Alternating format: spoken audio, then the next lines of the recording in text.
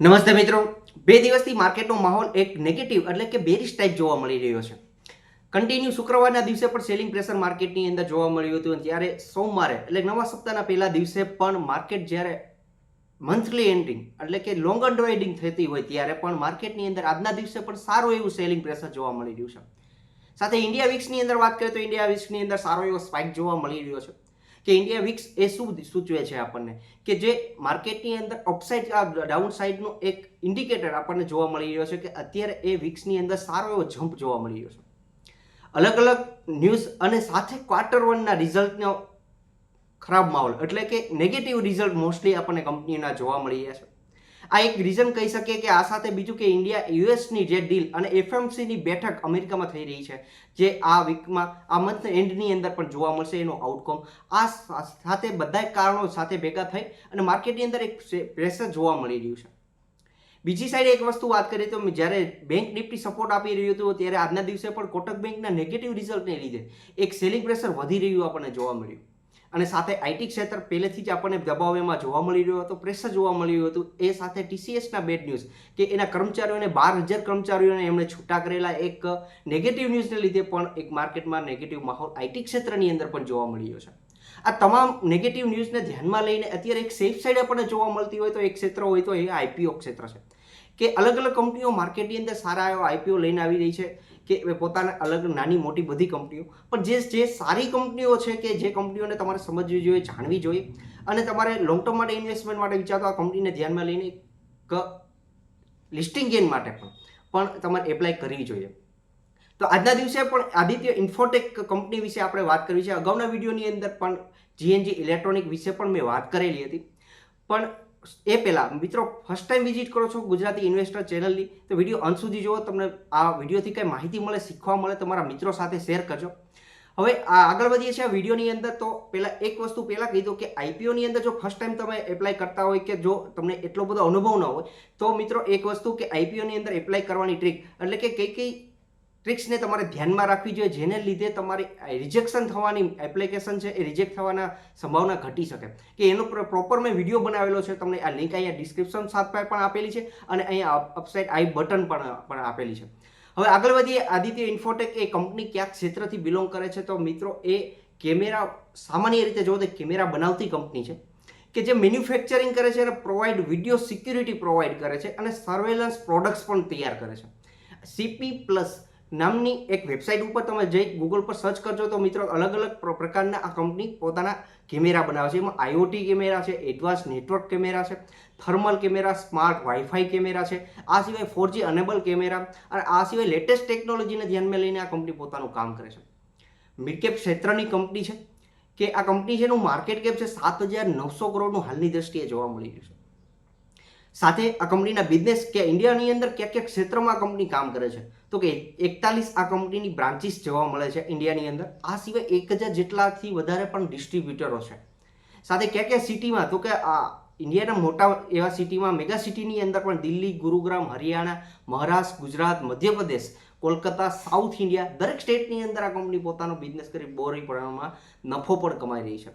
પણ આ આઈપીઓ શા માટે લઈને આવી રહી છે, એનો હેતુ શું છે કે જે ફંડિંગ રેઝ કરી રહી છે, ઇસ્યુ લઈને આવી રહી છે, એની પાછળનું કારણ છે કંપનીની પાસે માથે એક બોરિંગ રહેલું છે કે 2023ની અંદર 409 કરોડનું બોરિંગ હતું, 2024માં 405 અને 2025ની અંદર 412 કરોડનું લેણું છે.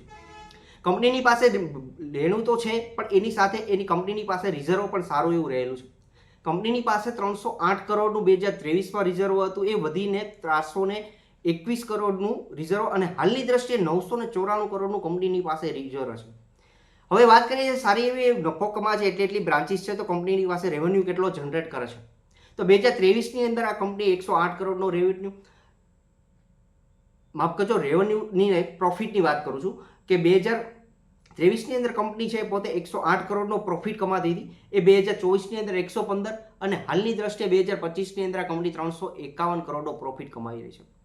સાથે પીઈની દ્રષ્ટિએ વાત કરીએ કે વેલ્યુએશનની દ્રષ્ટિએ 21નો પીઈ ઉપર કામ કરે છે અને પોસ્ટ આઈપીઓ એટલે આઈપીઓ લિસ્ટિંગ થશે ત્યાર પછી આ કંપની છે એ 22.52નું પીઈ આપણને જોવા મળશે. હવે વાત કરીએ કે આ કંપની કયા દિવસે આઈપીઓ લઈને આવી રહી છે તો કે 29 જુલાઈના દિવસે આ આઈપીઓ ખુલશે અને 31 તારીખે ક્લોઝ થશે. અને 1 ઓગસ્ટ કે જે એનું એલોટમેન્ટ જોવા મળશે કે ટેન્ટેટિવ ડેટ આપણે કહી શકીએ કે 1 તારીખે એનું એલોટમેન્ટ મળશે કે નહીં આપણને એક ખ્યાલ આવશે. ત્યાર પછી વાત કરીએ કે આ કંપની માર્કેટમાં અંદર 5 તારીખે લિસ્ટિંગ થવાની છે. હવે આપણી જેવા રિટેલ વ્યક્તિઓ જો આની અંદર એપ્લાય કરતા હોય તો આ રિટેલ માટેનું પોર્શન કેટલું આપવામાં આવ્યું છે તો રિટેલ પોર્શન ફક્ત ને ફક્ત 10% છે. આ વસ્તુ જોજો મિત્રો કે આપણને એ આઈપીઓનું એલોટમેન્ટ મળવાની શક્યતાઓ કેટલી છે આની ઉપર નિર્ભર છે. જ્યારે તમે રિટેલ કેટેગરીની અંદર આઈપીઓ ભરતા હોય ત્યારે આ વસ્તુ ખાસ ચેક કરવી જોઈએ કે મેજોરિટી તમને 35%નું રિટેલ પોર્શન જોવા મળતું હોય પણ આ કંપનીએ પોતાનું રિટેલનું પોર્શન છે એ ફક્ત ને ફક્ત 10% રાખેલું છે. અને આઈપીઓની સાઇઝ કેવડી છે? આઈપીઓની સાઇઝ સારી એવી મોટી છે. કારણ કે જીએનજીનો ઇલેક્ટ્રોનિકનો આઈપીઓ આપણે જોયો તો એની અંદર આપણને આઈપીઓની સાઇઝ 460 કરોડની હતી, પણ એની સામે આ કંપનીનું આઈપીઓની સાઇઝ છે એ 1300 કરોડની જોવા મળી રહી છે. એની સામે પણ રિટેલ પોર્શન છે એ 10% છે. હાલની દ્રષ્ટિએ પ્રમોટરો પોતાનો માલિક છે એ પોતાનું હોલ્ડિંગ કેટલું ધરાવી રહ્યા છે તો પ્રમોટરોનું હોલ્ડિંગ છે 92.58 છે. આઈપીઓ માર્કેટની અંદર લિસ્ટ થશે ત્યાર પછી એનું હોલ્ડિંગ કેટલું થતું જોવા મળશે તો 76.70નું પ્રમોટરોનું હોલ્ડિંગ જોવા મળશે. એટલે કે ટેકનોલોજી ક્ષેત્રે આ કંપની કામ કરી રહી છે. જેમ ઇલેક્ટ્રોનિક ક્ષેત્રની મેન્યુફેક્ચરિંગ કરતી ડેસ્કટોપ લેપટોપ બનાવતી કંપની જીએનજી ઇલેક્ટ્રોનિકનો આઈપીઓ વિશે પણ આપણે ચર્ચા કરી હતી. તો હાલની દ્રષ્ટિએ એટલું કેટલું જીએમપી છે તો એનો મિત્રો વાત કરીએ તો 237 રૂપિયાના ભાવે જે આઈપીઓ આપેલો હતો એનું પણ આજના દિવસે જ લિસ્ટ એલોટમેન્ટનું સ્ટેટસ જોવા મળવાનું છે. એની સાથે આ જ કંપનીનો 237 રૂપિયાના જે પ્રાઇસ બેન્ડમાં 96 રૂપિયા અત્યારે ટ્રેડ કરી રહ્યો છે પ્લસ. એટલે ઓલ ઓવર પર્સન્ટેજમાં જોશો તો 39%નું પ્રીમિયમ સાથે જીએનજી ઇલેક્ટ્રોનિક સારો એવો ગેઇન સાથે જોવા મળી રહ્યું છે કે કન્ટિન્યુ એનું જે પ્રીમિયમ છે એ અપસાઇડ સ્ટેટસમાં જોવા મળી રહ્યું છે. આ સાથે આદિત્ય ઇન્ફોટેકનું જીએમપી વિશે વાત કરીએ તો 675 રૂપિયાનો જે પ્રાઇસ બેન્ડ છે 640 થી 675 રૂપિયા 22 શેર એલોટમેન્ટ આપવાના છે. 14,850 રૂપિયાનો એક લોટ થતો જોવા મળશે કે 675 પ્લસ 210 રૂપિયા કે અને 30% લિસ્ટિંગ ગેઇન એટલે 30%નું પ્રીમિયમ અત્યારે ચાલી રહ્યું છે. હું જે પ્રીમિયમ જીએમપીની વાત કરી રહ્યો છું અત્યારે જે માર્કેટની અંદર જોવા મળી રહ્યા છે કે આવનારા દિવસની અંદર માર્કેટની અંદર હજુ સેલિંગ પ્રેશર જોવા મળે કે કોઈ પણ બેડ ન્યૂઝ જોવા મળે કે ગ્લોબલી કોઈ ઇસ્યુ જોવા મળે તો આ પ્રીમિયમ ઘટી પણ શકે છે.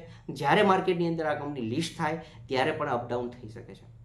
ઓલ ઓવર મારી દ્રષ્ટિએ આદિત્ય ઇન્ફોટેક લાંબા ગાળા માટે વિચારતો એક સારી એવી કંપની છે. એન્ડ સુધી વિડીયો છે તમામ મિત્રોનો ખૂબ ખૂબ આભાર. ચેનલ સબસ્ક્રાઇબ કરવા ના ભૂલતા, તમારા મિત્રો સાથે શેર કરવા ના ભૂલતા. Thank you.